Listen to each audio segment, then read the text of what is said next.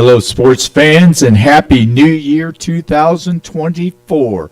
Welcome to the Weekend Eve. This is Any Given Sunday on KUAW.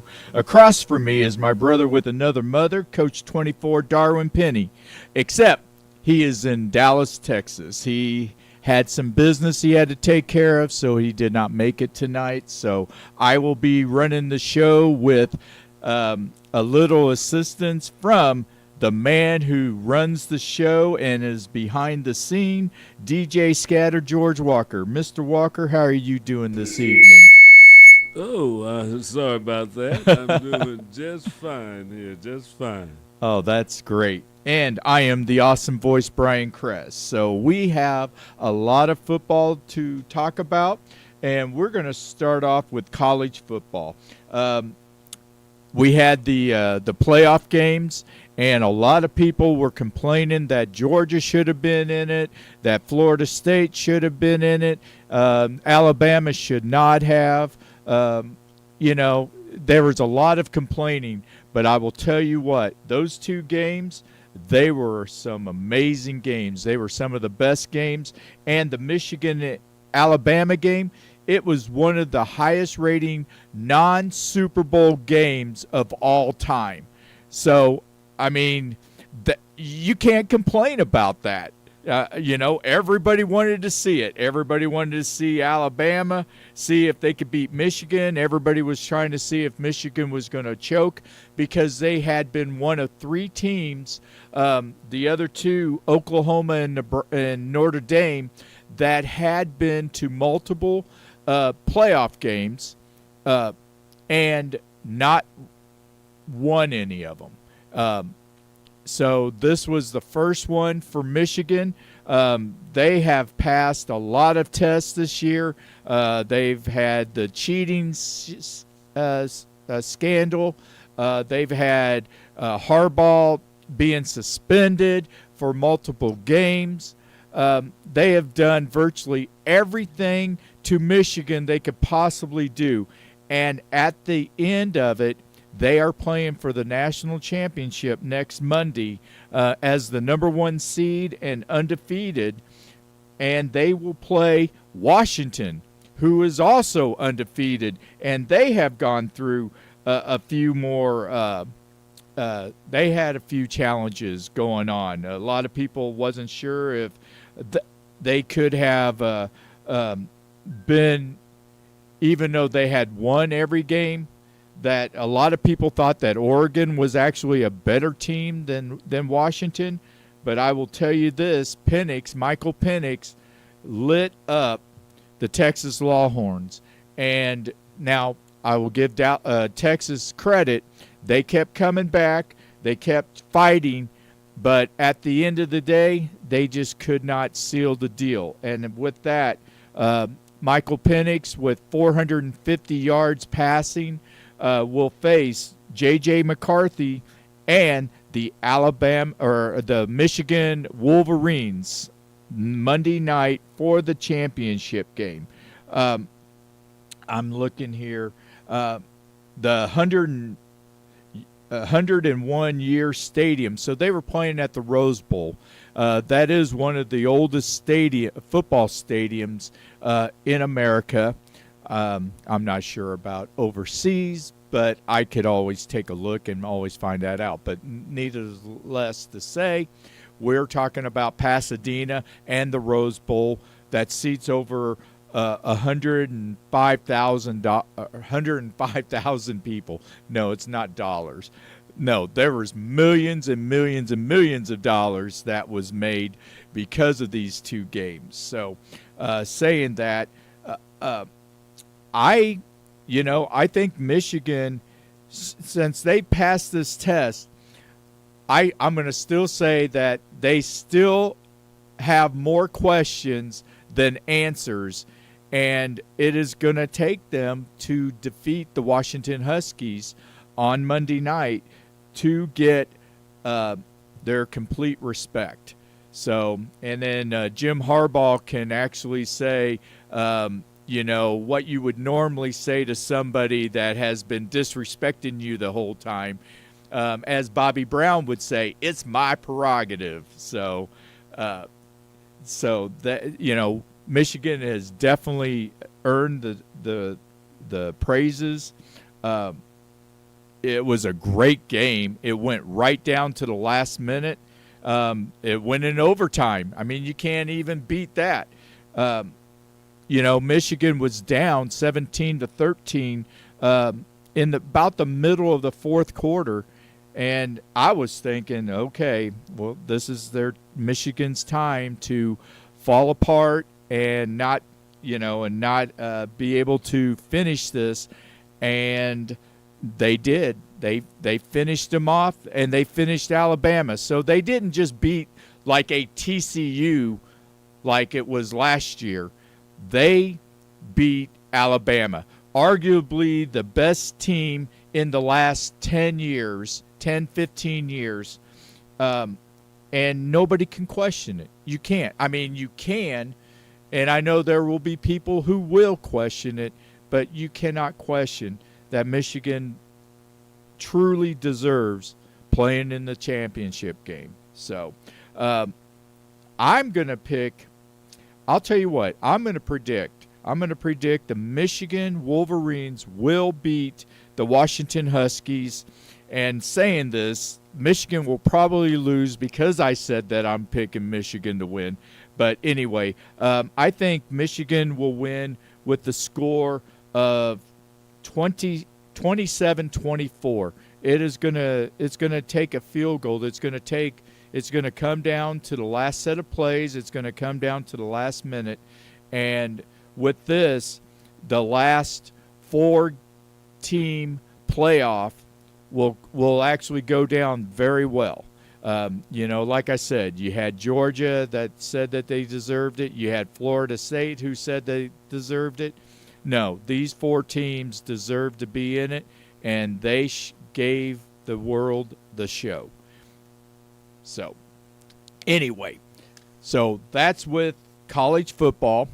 And, I've got to talk about my Missouri Tigers. Missouri Tigers, they beat the Ohio State Buckeyes. Now, I know a lot of people will go, well, the quarterbacks were in transfer protocol, and I don't care. Missouri didn't tell players to play or not play. They showed up. They held Ohio State without a touchdown, and with that, one of the best defensive performances that I have seen Missouri have in a long time. And with that, they bring there was a wide receiver, and I can't think of his name because I just heard the end of it, but he is coming back. So now the quarterback and all the wide receivers from Missouri are returning.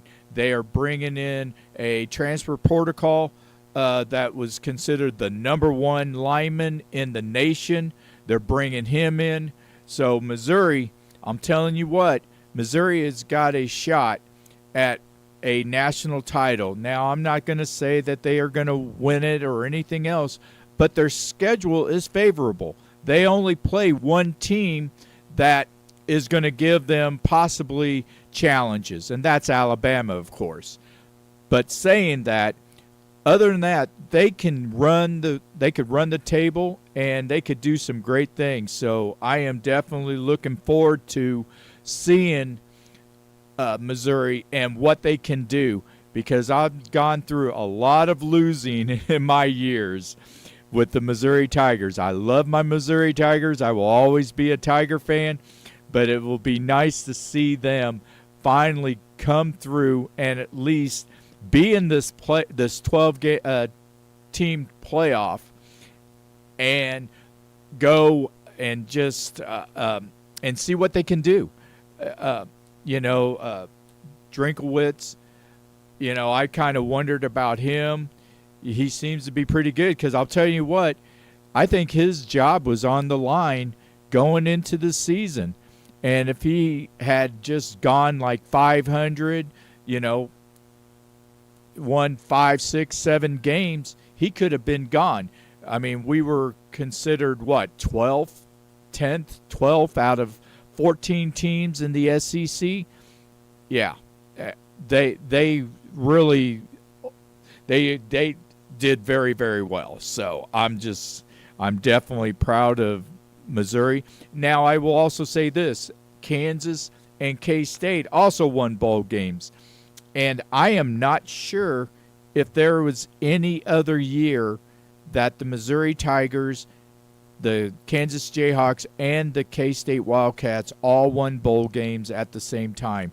I know it's been a long time since it's happened, so I'll have to find that out, and maybe I will tell you guys next week on the show. So, but let's get into the NFL, and we've got 1 week left in the NFL, and we have 9 teams that have already clinched the playoffs. The San Francisco 49ers, they have already claimed the number 1 seed in the NFC. The Baltimore Ravens has claimed the number 1 seed in the AFC. The Cleveland Browns are the number 5 seed. The Kansas City Chiefs are the number 3 seed. Those teams are locked in their seeds no matter what happens on Sunday. But you have Philadelphia Eagles, you have the Detroit Lions, Dallas Cowboys, and the Los Angeles Rams. They have also clinched a playoff berth, but they can change. Now, if Dallas wins on Sunday, they will have the number 2 seed, and they will have home field advantage through the playoffs unless they play San Francisco. The Detroit Lions is number 3, and the winner and if Tampa Bay wins on Sunday, then it will be Tampa Bay. If Tampa Bay loses, it could be possibly the winner of the Atlanta New Orleans game. So we'll have to find that out. There are 4 teams in the AFC that are 9-7, including the AFC South that has 3 teams: the Jacksonville Jaguars, the Houston Texans, and the Indianapolis Colts. And right now, Jacksonville would have the number 4 seed for winning the division. Indianapolis would, I believe, have the 7th seed. And here's the other thing. The Buffalo Bills, if they win Sunday night, because they will be the last game on the calendar, if they beat the Miami Dolphins, they will become the 2nd seed. If they lose on Sunday night, they could be completely out of the playoffs. So, I mean, that is really, really interesting. And I enjoyed that very, very much. So, saying that, now the NFC has 4 teams in the playoff hunt at 8-8. And there are 2 more teams at 7-9. So while the NFC have teams that are under 500 and cannot get 500 or better, they have a shot at the playoffs. Whereas the AFC, there are no teams that can do it because the Cincinnati Bengals are 8-8, and they are eliminated from the playoffs, even if they win and get all sorts of Kansas City from like 2012 help to win a playoff spot. So anyway, so right now the matchups, if we started today, would be the Indianapolis Colts would go to Miami and play the number 2 Dolphins. Number 6 Buffalo Bills would go to Kansas City and play the Chiefs. Number 5 Cleveland Browns would go to Jacksonville, the number 4 seed, and the Baltimore Ravens would have the first round bye. And then in the NFC, you have the Green Bay Packers going to Dallas Cowboys, who would be the number 2 seed. The Los Angeles Rams going to Detroit and playing the Lions as the 3 seed. The Philadelphia Eagles, who had been number 1 or had been leading the division all year long, is the number 5 seed, and they would go to Tampa Bay. And then the San Francisco 49ers would have the bye for the NFC. So, saying this, let's see what we've got. So the Houston Texans, here's what happens. The Houston Texans can clinch the AFC South. And I'm going to tell you this. The winner of the Houston Texans Indianapolis game not only will have a shot at making the playoffs, but I believe that the head coach of the team that wins on Saturday will be the NFL's Coach of the Year, because both of those coaches are rookies, and both of them have done a fantastic job to teams that wasn't even supposed to be playing for a playoff. They were more or less looking for a seeding in the NFL 2014 draft. So here's what happens. The Houston Texans can clinch the AFC South title with a win, or if Jacksonville loses or ties. And how the Texans can clinch a playoff berth, they can just win, and then Houston tie, plus Jacksonville loss, plus Pittsburgh loss or a tie. So pretty much Houston wins, they are in. They are in at least the playoffs as a wild card. And for Indianapolis, for them to win the AFC South title, they would have to win plus Jacksonville losing or tie, or Indianapolis tie plus a Jacksonville loss. So Indianapolis would need help if Jacksonville or they need Jacksonville to lose, because it just says they win. They also do need Jacksonville to lose. So Jacksonville right now has the upper hand on the AFC South. That they win, they're in. If they don't, then it can go to the winner of the Houston-Indianapolis game. So now, for the Colts to clinch a playoff berth, Indianapolis would have to win, or Indianapolis tie plus Pittsburgh loss or tie. And then the Pittsburgh Steelers, who just then has gone 20 years. They have not had a losing season since 2003. And that is the second longest streak in NFL history. So they have gone 20 years either going 500 or better. They have not had a losing season. And I'm thinking that Coach Coward was the head coach at that time. And I don't know the situation, but I will have to definitely look that up. But anyway, so congratulations to them, and I will also find out what the longest streak of no losing seasons are also. So here's how, right now, the Pittsburgh Steelers are outside looking in. And so if here's what will happen. If the Steelers can clinch a playoff berth, they have to win plus Buffalo lose, or Pittsburgh win plus Jacksonville loss or tie, or Pittsburgh win plus Houston, Indianapolis tie, or Pittsburgh tie plus Jacksonville loss plus Indianapolis, Houston doesn't end in a tie, or Jacksonville loss plus Denver win plus Houston, Indianapolis doesn't end in a tie. So there are 5 scenarios for the Pittsburgh Steelers to make it to the playoffs. Now, the Miami Dolphins is much easier. They have already got a playoff spot. They are the number 2 seed.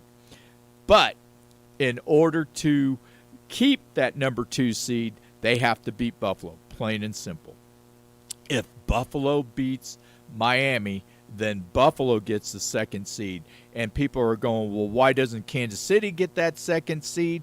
It's because Buffalo beat them about 4 weeks ago. Simple as that. And they would be tied with the Chiefs at 11-6. That's providing if the Chiefs win. So the Sunday night matchup, which is perfect, this is the best game with the best scenario. So here it is. They win, clinch the AFC East with the title with the win. But here's how the Bills can clinch a playoff berth. Buffalo tie, or Pittsburgh loss or tie, or Jacksonville loss or tie, or Houston and Indianapolis end in a tie. So, this is fun, isn't this? Isn't this fun, DJ Scatter? Yeah, I tell you, it's always good to look at those long shots, but because you never know, somebody may get in, and you say mathematically it is possible. Well, like I said, the Chiefs. What was it? 2012, 2011, when Coach Herm Edwards, and they needed 3 scenarios. They needed to win plus 3 other things to happen, and it was like 3 certain teams to lose. And all 3 of them lost, and they got in. And I believe they ended up playing the Indianapolis Colts in that playoff game. So, and then they ended up losing after having that huge lead. Well, that was the game that Jamal Charles got injured, and he was out for the second half of the game, and Indianapolis came back and beat him. So. But here's Jacksonville Jaguars. Right now, they win the AFC South title. Or if Jacksonville ties plus Houston and Indianapolis tie, but they can clinch a playoff berth if Jacksonville tie plus Pittsburgh loss or tie, or Pittsburgh loss plus Denver loss or tie, plus Indianapolis-Houston doesn't end in a tie. Now, we're going to have a test after this, so guys need to pay attention. Very well, very well. So, anyway, so I tell you what, I'm going to take a break. We're going to take a quick break. I know we're a minute or 2 early. We are at halftime on Any Given Sunday on KUAW. We're going to take a quick break, and then when we come back, I will tell the NFC playoff scenarios and how they're going and what they need to do, and see if it's longer than the ones in the AFC. So we're going to take a quick break, and we'll be right back on KUAW.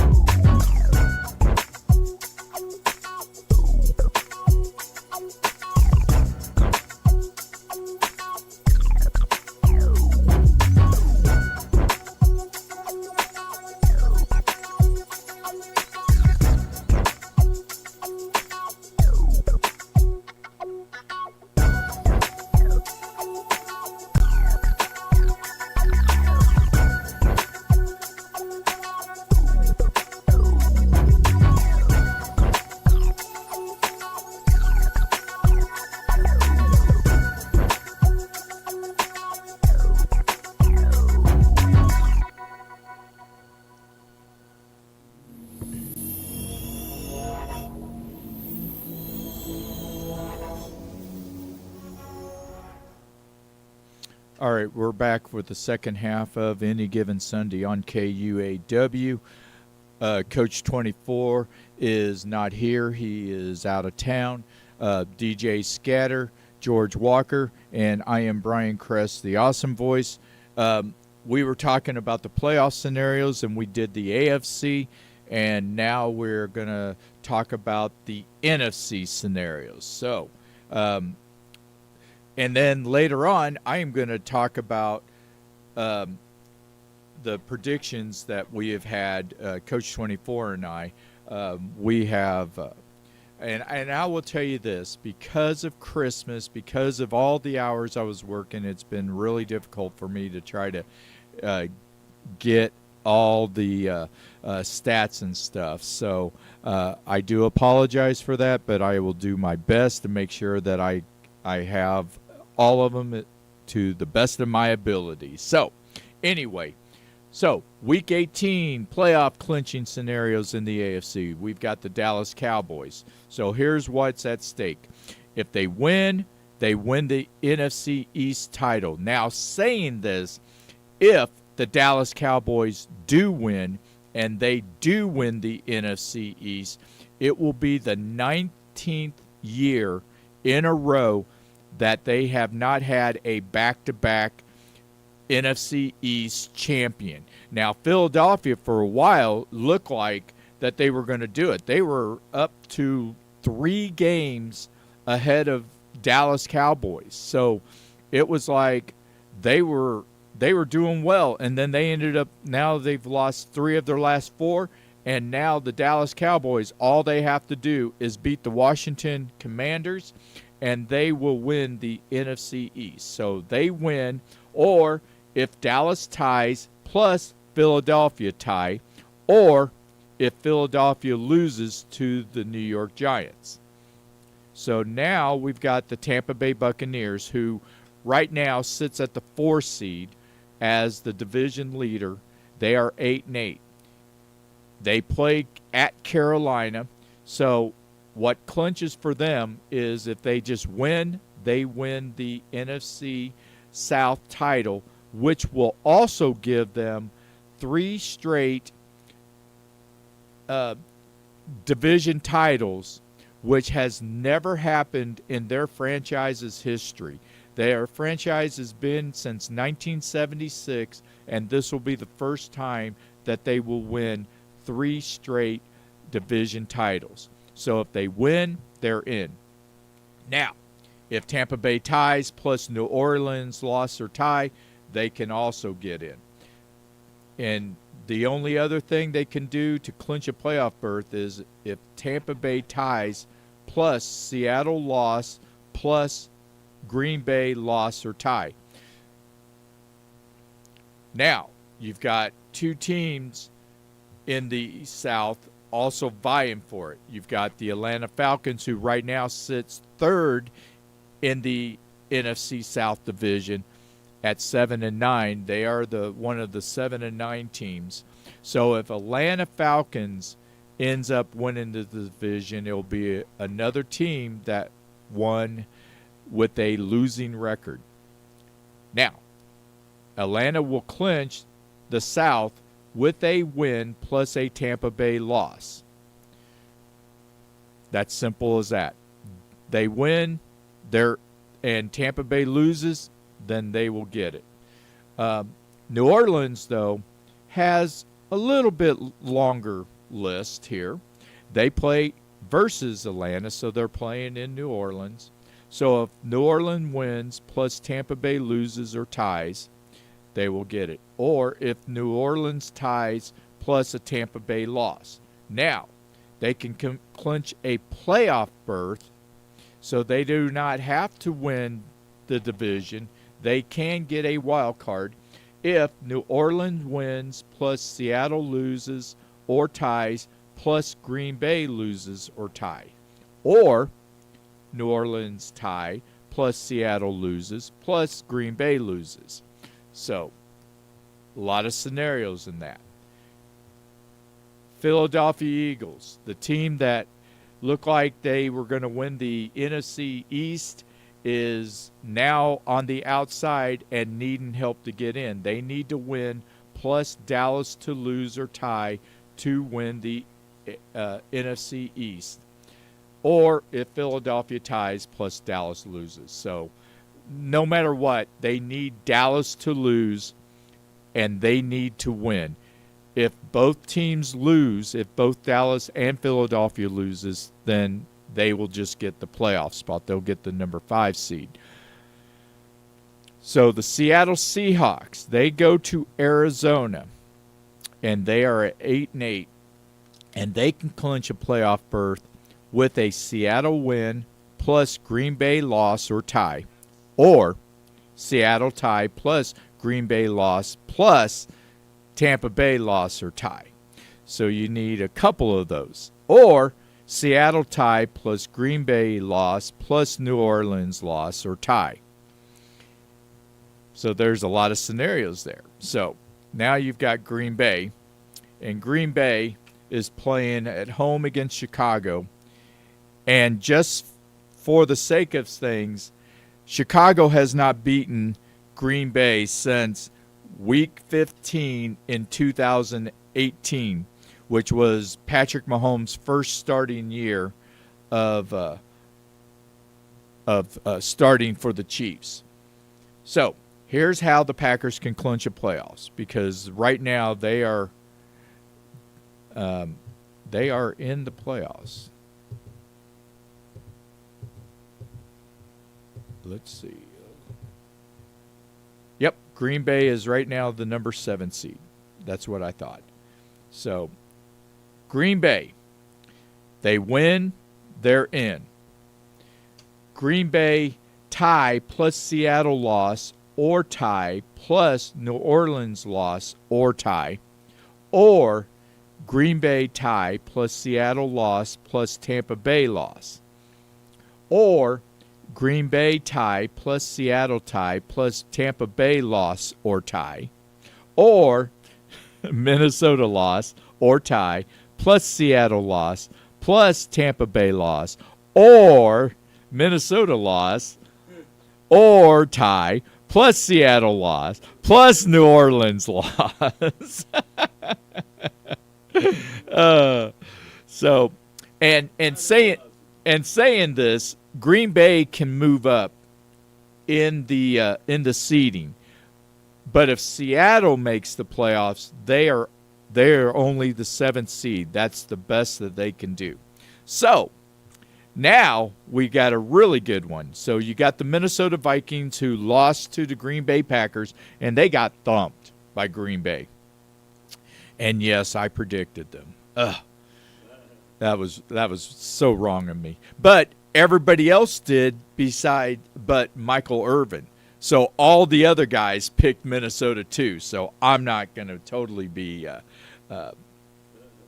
too sad about it. So here's how Minnesota can clinch a playoff berth. They have a 3% chance of making the playoffs. And this is how they can do it. They can win plus Green Bay loss plus Seattle loss plus Tampa Bay loss. Or Minnesota win plus Green Bay loss plus Seattle loss plus New Orleans loss. So they need a Kansas City miracle to do that. They need 3 things to happen, plus they need to win. So technically they need 4 things. They need to win, then need 3 things to happen. So we've got all that, and that's how you will get the playoffs. Now, saying this, we were talking about the teams right now, and I'm telling you what, Baltimore Ravens right now are the team to beat in football right now, because you thought San Francisco was the team to beat, and they went to San Francisco and they thumped them. Then they played Miami. Miami was the second best team in the AFC, and this was the determining factor to see how well Miami was. Now, they had beaten Dallas the week before on the basis of Sanders kicking 5 field goals and winning one with no time left to end the game.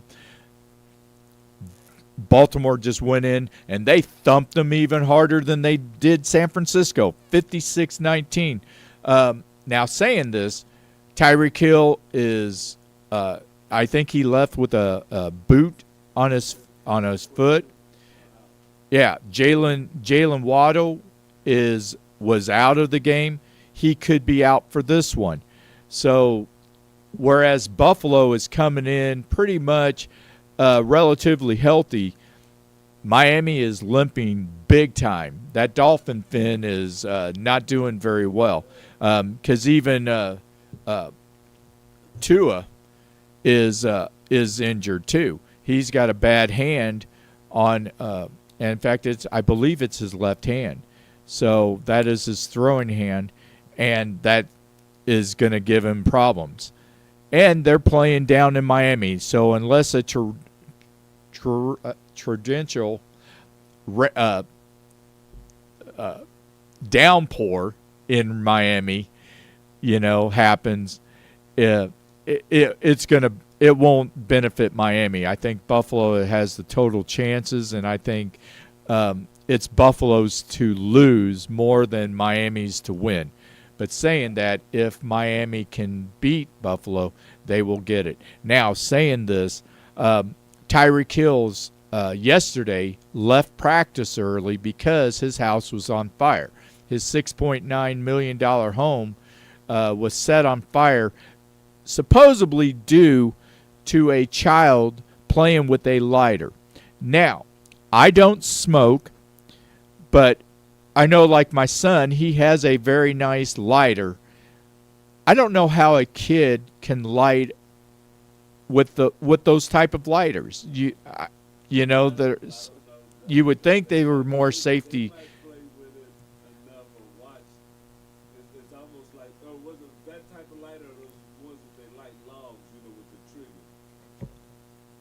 You have to wonder if kids nowadays pick up, they watch.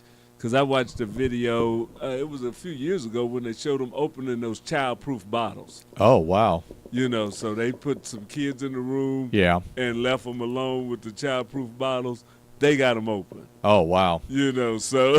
Yeah, and I don't know how old their kids are. And that's the thing. If they're any size, 6, 7, 8 years old, that can be a problem. Kids are what do we want to say, mesmerized by fire? Oh, yeah. Something they like to play. Oh, no, I get that because my brother, when I was like 5 years old, he set our kitchen on fire. We had the gas stoves, had the light, and so he was messing with it and threw something in the trash can and set the trash can on fire. And I wake up, and I'm walking down the hall, and I'm seeing my mom and dad trying to take out this flame, and they were about ready to beat my butt because I thought I did it. I was like, wait a minute, I just woke up. I've been asleep. So I was like, oh, my. Those are the things that, I had set our house on fire. But I was a scientist, so I was down in the basement, and I left something burning or something like that and stuff, and my dad was there putting it out with the water hose like you said. Absolutely. By the time the firemen got there. But, so I know you can get amazed by fire and not even intentionally trying to do something, but it can get out of hand. So. Yeah, absolutely. Now, the good news is that everybody that was in the house got out safely. Nobody was hurt. And you have to think, in a house that size, the kids are probably, if they're any size, you're not keeping up with them everywhere they are. No. In the house. You're not. I'm pretty sure a $6 million house, there's a lot of rooms in there. Oh, yeah. There's a ton of rooms. I want to say they said there was like 9 bedrooms and bathrooms and stuff like that. So there's hallways, I could imagine as a kid when I was going, if we'd had that much room, you'd probably got a whole lot of trouble. Oh, absolutely. Our house was just too small. They could see everything. Oh, no, you could take a few steps and you were in like 3 different rooms. Yeah. So what are you doing in there? They look around the corner. Hey, get out of there. Oh, yeah. Oh, yeah. You couldn't get away with anything. I remember my mom, man, she loved pounding on the floor because my brother and I would be in the basement. Bam, bam, bam. You know, I was like, oh my gosh. And they could yell, which is where I get my voice at, because they could yell very well. So, but anyway, so they, so Tyreek had his house was on fire. But the ironic thing is that Tyreek is always got something going on. I mean, I think him and Aaron Rodgers have something in common. They want to be the front of the show, and it doesn't matter what it takes. Now, Patrick Mahomes doesn't. He likes to be the front starter, but only for doing good things. I mean, being a winning team, doing good things in his charity, stuff like that. But Aaron Rodgers and Tyreek Hill, they always find a way to get noticed, but sometimes not in the best way. So, I know a lot of people wish that Tyreek Hill was still in Kansas City because he was a phenomenal athlete and a phenomenal pass catcher. I mean, he would not be dropping passes like the Chiefs players, and especially MVS. Oh my God, the last week had 2 easy catches, and he got booed. He got booed out of there. He got booed worse than Kadarius Toney did several weeks ago. These guys have skills, they have moves, they have all that, but they get out there on Sunday and they're looking like, what's going on? Mm-hmm. Balls are bouncing off of their hands. Balls are, they're looking the other way on the route. I know the coaches and Patrick's got to be, ready to pull his hair out. It's kind of like, what are you doing? I really want to say that, back in the 70s, 80s, 90s, they worried about being fundamentally sound. Let's use basketball. In basketball, they practice making layups. They practice, Tim Duncan was called Mr. Fundamental because he did everything the right way, and he did it to a Hall of Fame career. But all these players want to do nowadays is shoot 3-pointers and slam dunk from 15 feet away from not even the foul line anymore. They want to jump from the three-point line and try to slam dunk.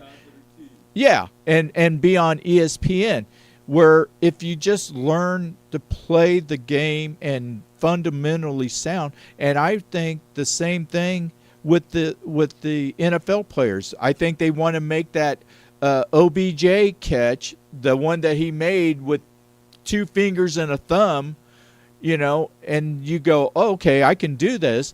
I get that they have bigger hands than me. I know I couldn't just snag it out of the air to try to catch it, but that you got to learn how to and that. Well, it's something deeper than that because they've been in football too long. Mm-hmm. They know the fundamentals. Yeah. So it's not concentrating. It's not the discipline that needs to be there because they've played football. They've played high school, probably Pop Warner, high school, college, and they're not rookies in the pros. Right. So whatever's going on with them is something that's past the fundamentals. So everybody's head ain't in the game. No. Or something. It's doing just the simple things and stuff. But yeah, there's going to have to be some kind of changes made. And you wonder. I've heard some people say, well, it's the coaching that would be. When he left, he was more strict and didn't, getting in your face and stuff like that. But you wonder, would that make that big a difference with these guys? But it's strange that you get a new offensive coach and the offense seems to fall apart. Yeah, that's absolutely true. I mean, Eric Bieniemy would get in your face. He was old school in that aspect. I mean, Marty Schottenheimer was like that. Mike Ditka was like that. coaches today do not coach like that because these players are super sensitive. Oh my gosh, hurt my feelings. I need to go seek counseling. And I am not going to put down mental health because that is very, very, very important. But at the same time, be a man, grow up, suck it up, and deal with it because this is a man sport. You got to be tough. And if you're going to sit there and complain about, oh, somebody's being hard on me and yelling at me and hurting my feelings. A lot of these guys, the balls have been in the open Mm-hmm. that this happens. It's not like somebody hit you Oh, yeah. and stuff. It's like the ball was very catchable. Mm-hmm. And you don't catch it. That's the frustrating thing. I mean, if somebody's in your face riding your back, yeah, maybe you should have wrestled it from him or something, but Right. he was right there. But when you're in the open and it hits both of your hands. Oh, yeah. I mean, the Chiefs have lost 3 games due to inefficiency in catching the ball. Yeah. The first game of the season cost them 7 points because it got a pick 6. It bounced from my hands to his hands, and he ran it back the other way. That's a go all the way. Yeah. Yeah. We've got some things in the off season that they're going to have to look at and determine how they go into spring training. Well, I know it's not just Kansas City. I know Kansas City has the number 1 in pass drops, but a lot of them. You're watching a lot of games where they're in the giveaway takeaways. I think Kansas City is up at the top. They are minus 11, which is at the bottom. Yeah, I mean, we're not looking good on those stats. Our penalties have been staggering. It's not the penalties. It's when you get a penalty. Yes, they get in the red zone, and all of a sudden, they forget what they're doing. Yeah. So that's something that I think this team, regardless of how they end up this year, even if they go to the Super Bowl, they need to work on. Oh, absolutely. And I know they need to work on it. So they can win this next game. They can win the championship. And if they win the Super Bowl, it wasn't a pretty year.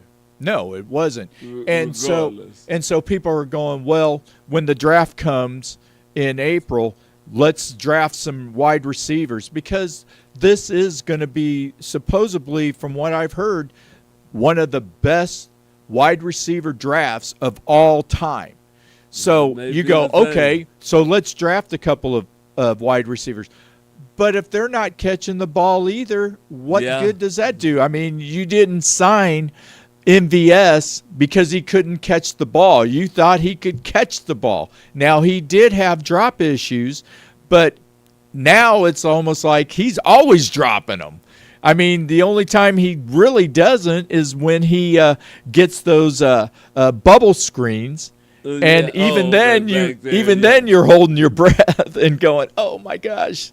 So saying this, Patrick Mahomes is not going to be playing on Sunday because, the Chiefs have claimed the number 3 seed. Whether they win or lose, it ain't going to matter. You don't want to play Patrick Mahomes, possibly get him injured. Baltimore is not playing Lamar Jackson. This is going to be the first time in 3 years that he's going into the playoffs completely healthy. Is Kelsey going to get a shot to get his 16 yards? I'd like to see him get that and maybe get it in the first quarter. Throw one or two good passes. Blaine Gabbert is a decent quarterback. Now he's not a great quarterback. He's not a Hall of Fame quarterback, but he can play. He was a number 1 draft pick.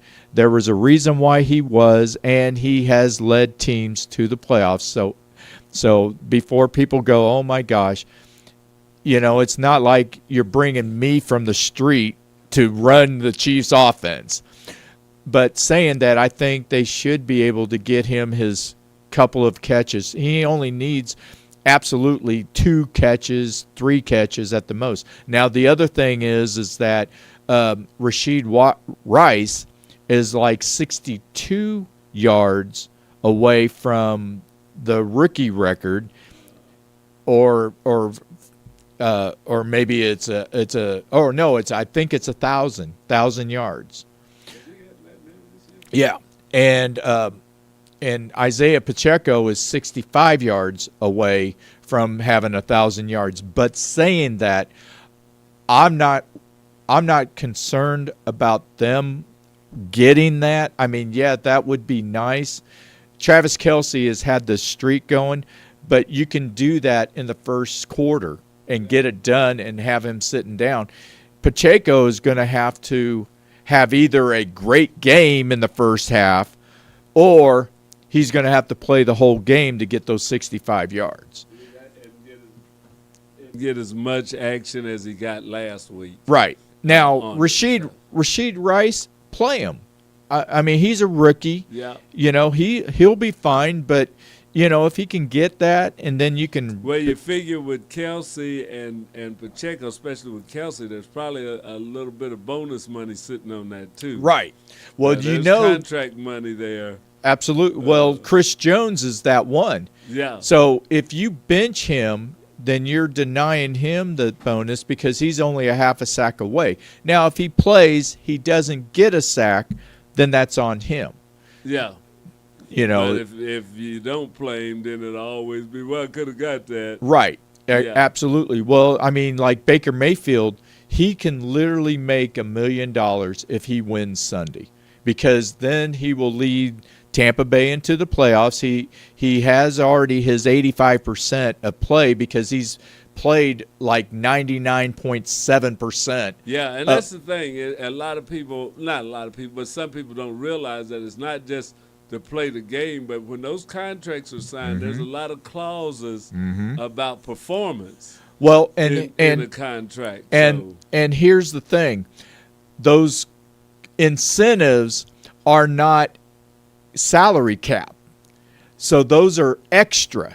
So like if I'm making $10 million, that $10 million on the salary cap. Right. But if I get $1 million for getting 1,000 yards, right, that is bonus. That's bonus extra. Money, That doesn't count. That's why a lot of times Patrick Mahomes, when he gets his roster bonus or training bonus for just showing up, you know, that's totally different. It doesn't go into his salary cap. So, and you know, the Chiefs are not the only ones. All the other teams do that too. So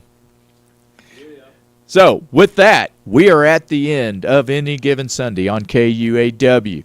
Coach 24, Darwin Penny, he will be here next week, and I'm looking forward to seeing him.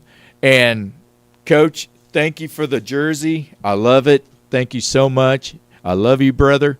And DJ Scatter, George Walker, running the show. I greatly appreciate everything you do. And I am Brian Kress, the Awesome Voice. Be awesome, not angry, and you guys have yourself a phenomenal football weekend.